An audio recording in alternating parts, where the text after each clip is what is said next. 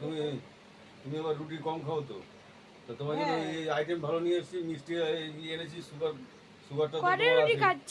হবে? হ্যাঁ 3টে রুটি নিয়ে এসছো। হবে হ্যাঁ, রাতে? কেন কেন কেন কেন খুব ভালো লাগছে। কেন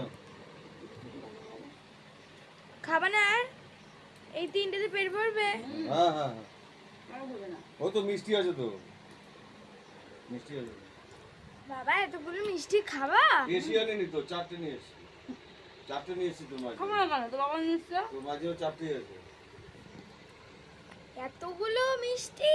এতগুলো কোথায়, মিষ্টি 4টে, তবু বাবা 4টে ছোট সাইজ, সাইজটাও ছোট মিষ্টি, অসুবিধা নেই। কোথায় দেখো কত বড় আমি বড়। খাই না।